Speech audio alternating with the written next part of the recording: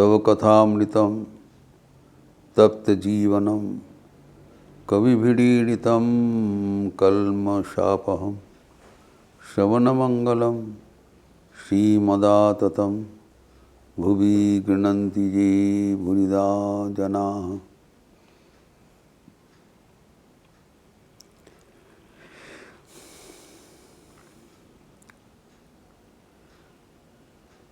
हमारे जीवन में दुख का क्या अवदान है, वही चर्चा हम लोग कर रहे थे। The contribution of sufferings in our life. वो हम देखे हैं कि दुख भगवान का दया का देन है। वो कृपा करके हमें प्रतिकूल अवस्था में फेंक देते हैं ताकि हमारे भीतर जो उत्कर्षता है, जो एक्सेलेंस है, जो सार है, उसका विकास हो सके।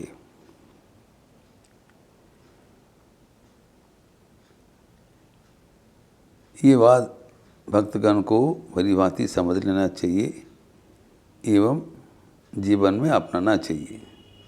तब जीवन में कोई हताशा और मनोवेदना का कारण नहीं होगा। एक स्वाभाविक प्रक्रिया है शोधन करने का और आगे बढ़ने का। जानते हैं कि जैसे सोना है, गोल्ड में जब खद मिल जाता है, मिलावट होता है, तब सोना का उज्ज्वलता घट जाता है। The shining of the gold gets reduced when it gets mixed with impurities, जिसको खद कहलाता है। जब वो सोना से वो खद को अलग कर दिया जाता है, तब सोना पूर्व के भांति उज्ज्वल हो जाता है। तो वे जो गहना जो बनाने के समय ही तो प्रक्रिया है, सोना को तपाया जाता है। When the gold is heated, तब क्या होता है, gold is a liquid metal, वो तरल धातु है। जिसे सोना को तपाया जाएगा तो सोना पिघल जाएगा। तो पिघलने से क्या होगा, उसका जो भीतर जो मालिन्य है, जो खद है, वो अलग हो जाएगा, सोना अलग हो जाएगा। तो सोना को खद से अलग करने का ये प्रक्रिया है। इसी तो किया जाता है जो गहना बनाते हैं, इस बीच से ही सोना को जलाया जाता है, गर्म किया जाता है। गर्म करने से वो सोना अलग हो जाएगा और गंदगी अलग हो जाएगा, सोना जलते रहेंगे, उसका ब्राइटनेस इज रिस्टोर्ड। तो हमें पहले समझना चाहिए वे ऑल वो सच्चा सोना है, प्योर गोल्ड। वेदांत ये परिचय हमें बारंबार देते हैं, हम ब्रह्मास्मि, हमारा पर ब्रह्म में कोई फर्क नहीं है। सिर्फ हम लोग हमारा अपना जो गरिमा हम भूल गए, खो बैठे हैं। किसी ने कह देने से भी हम मानने के लिए तैयार नहीं है। Is the tragedy of life. हम लोग सच्चा सोना है, लेकिन हम लोग को अपने को खद समझते हैं। तो प्रक्रिया लेकिन वही है जो सोना को तपाया जाएगा। इसलिए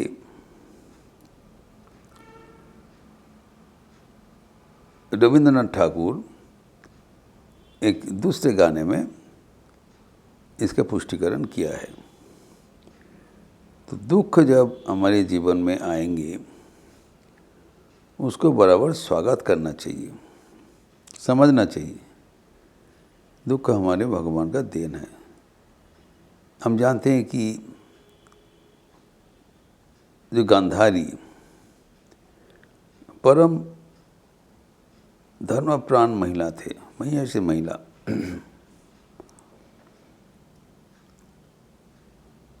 एवं उनके प्रति धृतराष्ट्र जन्मांध था, इसलिए शादी के बाद वो भी अपना आंखें लिपट लिया, क्योंकि ये सती धर्म है, पति का धर्म पालन कर, पति दिख नहीं पा रहे, इतने धर्म प्राणा थे। लेकिन जिंदगी भर उनका कष्ट ही कष्ट है। इतने पुत्र है, सब कुलांगार है।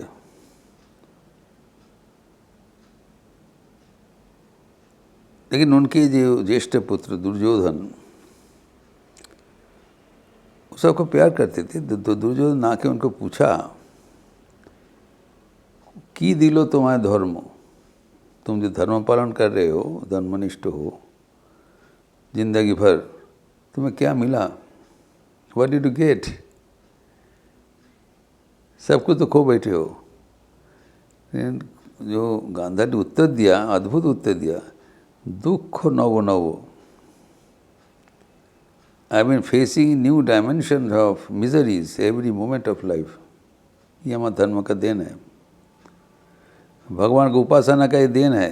भगवान कृपा करके हमें नया नया दुख का सम्मुखीन कर देते हैं, ताकि हम भगवान को कभी भूल ना सके। भगवान को कभी ना भूलो, इसलिए he keeps me constantly awake। तो सो जाएंगे, भगवान को भूल जाएंगे। लेकिन ये आने से हम कभी भूलेंगे नहीं।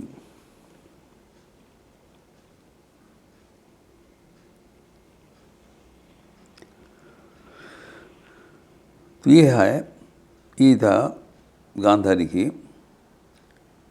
जो दुर्योधन के प्रति सलाह। She got so much trouble but she was always grateful to God. भगवान कृपा करके उनको इतना अवसर दिया था। तो ये भगवान को पुकारने से कि हमारे जीवन में दुख नहीं आएगा, ये सोचना गलत है। श्री माँ शारदा देवी की एक उक्ति है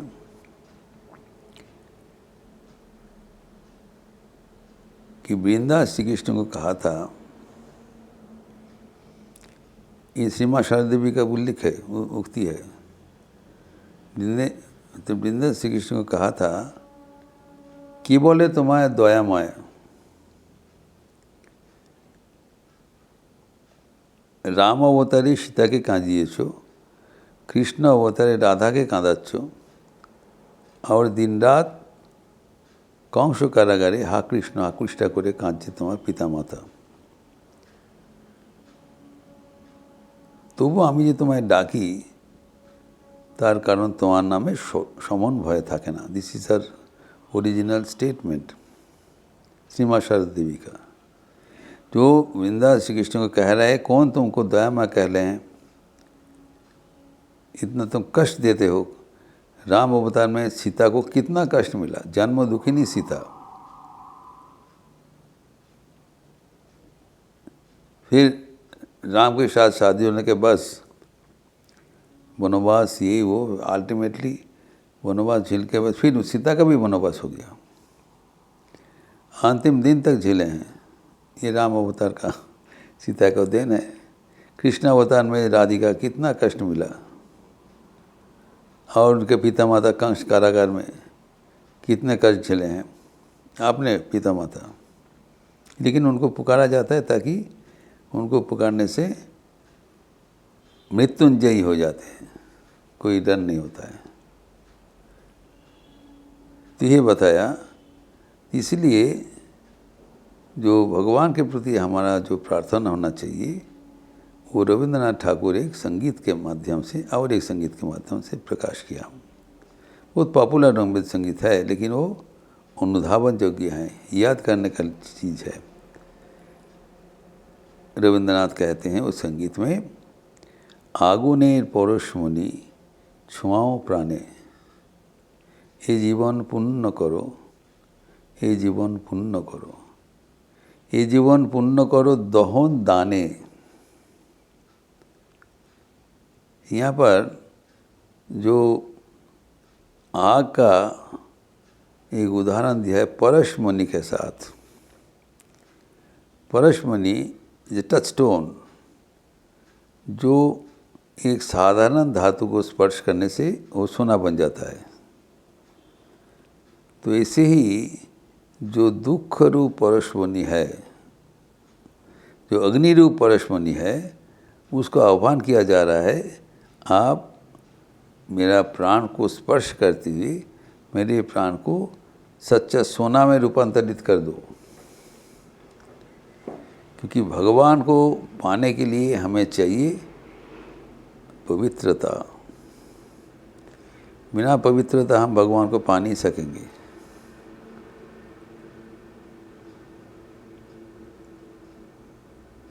तो ये पवित्रता पाने के लिए वो अग्नि रूप पवित्रता हमें स्पर्श करे और हम पवित्र हो जाए, पुण्य हो जाए।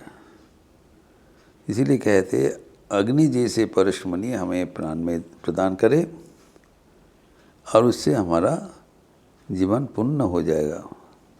It be purified.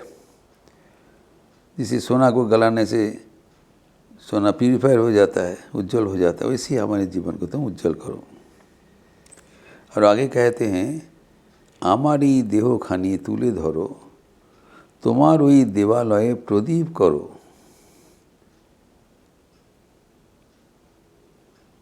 निशिदिन जो लोग उठे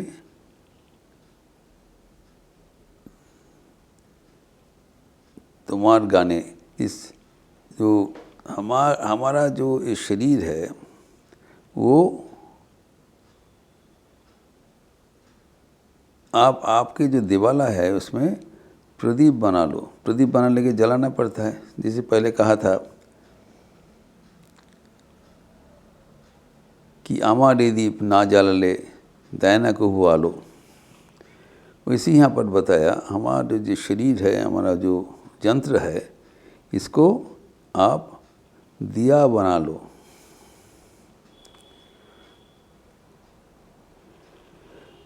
जो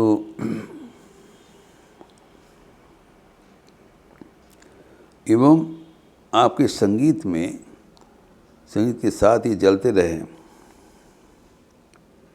कब? निशिदिन, बराबर, सदैव।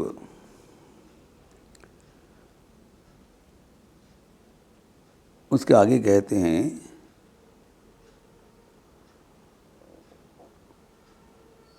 आधारेर गाये गाये, अपूर्व भाषा, आधारेर गाये गाये पौरुष तब सारा रात फोटाक तारा नव नव।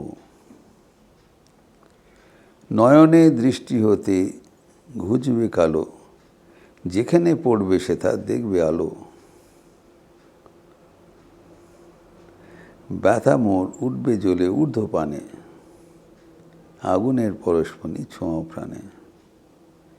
जो चारों ओर जो अंधेरा है उसमें आप, जिसे अंधेरा में क्या होता है, जब तारों का प्रस्फुटित होता है, जब स्टार्स आर लाइटेड, तब एक दूसरा परिवेश सृष्टि करते हैं। तो अंधेरा में ही तारों का दिखाई जाता है। तो इसी ही हमारे जीवन में जो अंधेरा है उसमें आप जो रोशनी का, जो तारों का, उसको प्रस्फुटित करो, प्रदान करो, एवं वो कंटिन्यूअस होते रहे। उससे क्या होगा, जो हमारी जो दोष दृष्टि है वो परिवर्तित हो जाएगा। ये सबसे महत्वपूर्ण बात है। जैसे श्रीमान शारदा देवी कहते हैं, किसी को दोष मत देखो। जब हमारी दृष्टि से दोष दर्शन हट जाएगा तो क्या होगा, যেখানে পড়বে সেটা দেখবে আলো। तो wherever it is concerned, it sees only रोशनी, अंधेरा नहीं दिखाई पड़ता है। कोई कमियां दिखाई नहीं पड़ता है, चारों ओर सकारात्मक सोच हो गया। जब हमारा दृष्टि शक्ति सकारात्मक हो गया, किसी को दोष नहीं देखते, दोष देखने में असमर्थ हो गया, सब जगह में चारों ओर उसको रोशनी देखते हैं,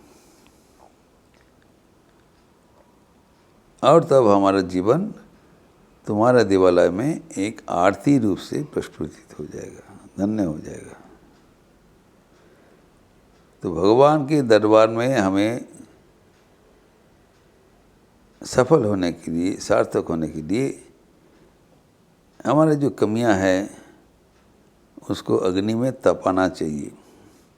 उसके लिए दुख का वर्ण करने के लिए हमारे साहस होना चाहिए, घबराना नहीं चाहिए। दुख हमारे लिए परम एक आशीर्वाद है, उससे हमारे जीवन परिवर्तन हो रहा है एवं हमारे जीवन भगवत केंद्रिक हो रहा है।